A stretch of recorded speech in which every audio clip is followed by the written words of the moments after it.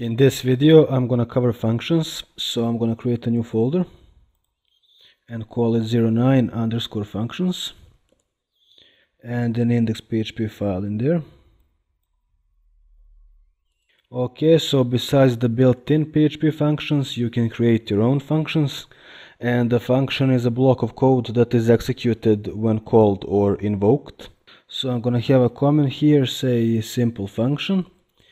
And to create a function, you write function keyword and then the function name, such as let's say write something, and a pair of parentheses and curly braces, and then code to be executed goes in here, so I can echo out, let's say hello.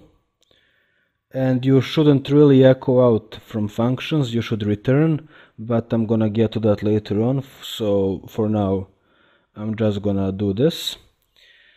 And so this is now a defined function, and if I run this, nothing happens, of course, because I haven't called or invoked that function. So to actually call it, I just write its name and braces. Okay, so if I run now, it says hello here. And actually function names are not case sensitive, so if I copy this line and I turn this s into lowercase s and run, I get hello again.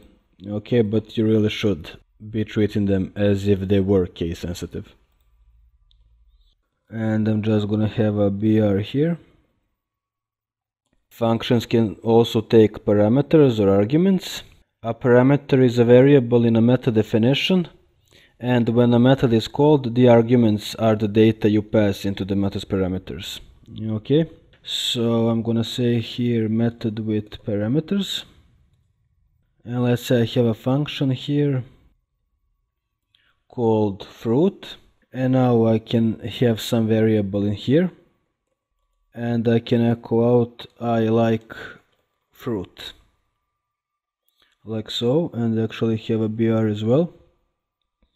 So now when I call this function, whatever I pass in here is gonna be seen here in the fruit. Okay, so now I can call the function like so, fruit, and pass something. I can say, for example, oranges.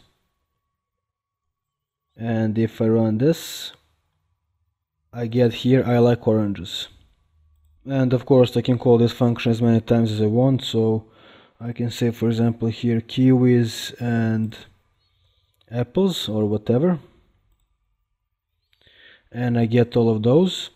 And you can even pass a number, it doesn't need to be a string. I mean, it can be an integer, for example, because PHP is not strict, so you don't have to define here if this is a string or not.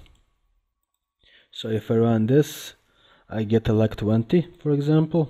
But you can make this strict actually, these parameters, but I'm gonna get into that later on when I cover PHP 7, because that's new in PHP 7.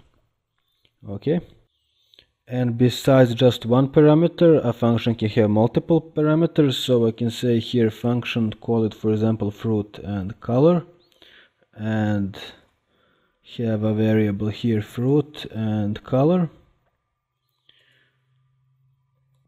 I have a double brace there. Okay, and here I can say, for example, I like fruit and color variable,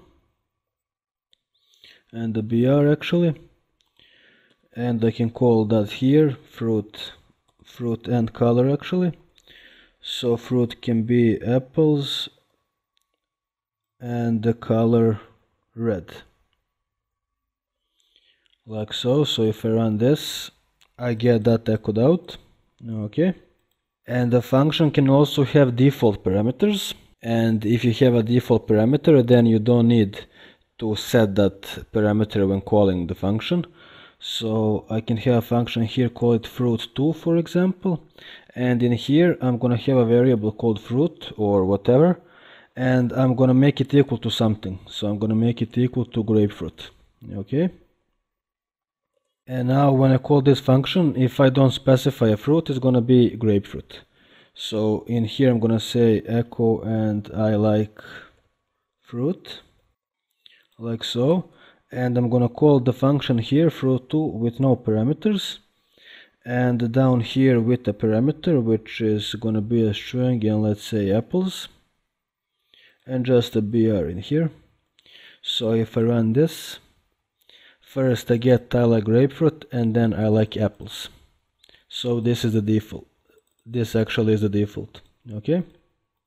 And lastly in this video I want to show you how to return values from functions. So I'm just gonna have a comment here and say function that returns values or value. So I can have a function here, let me call it sum for example, and I'm gonna pass here two variables x and y, and in here I'm gonna have a new variable called z, and that's gonna be equal to x plus y.